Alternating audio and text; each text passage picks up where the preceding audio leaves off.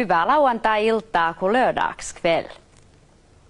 Lauantaiseen tapaan tervetuloa seuraamaan Loton ja Jokerin kierroksen 34 suoraa arvontaa.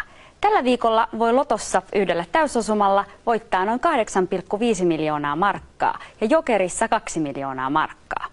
Arvonnan viralliset valvojat ovat tänään Kirsti Vihermaa. Hyvää iltaa. Ja Rauno Sintonen. Hyvää iltaa. Arvotaan 7 numeroa ja 3 lisänumeroa.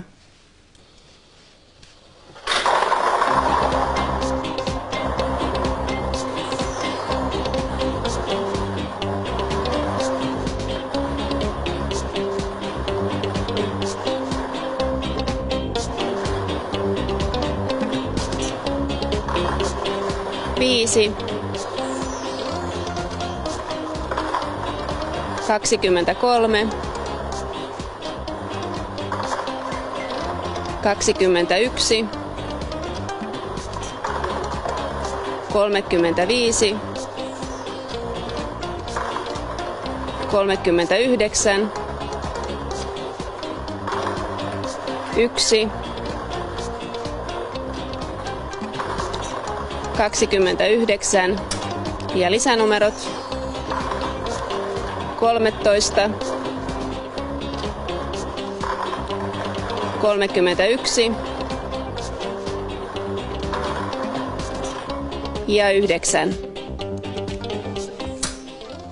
Ja tulos 7 oikein on siis 1, 5, 21, 23, 29, 35 ja 39 sekä lisänumerot 9, 13 ja 31.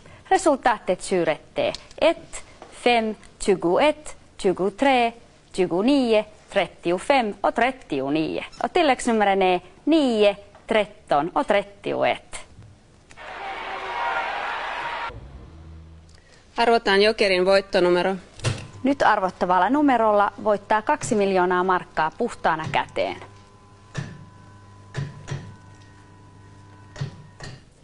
Ja Jokerin voittonumero on 7, 2, 0, 1, 8, 3, 9. Jokerns vinstnummer är 7, 2, 0, 1, 8, 3 och 9.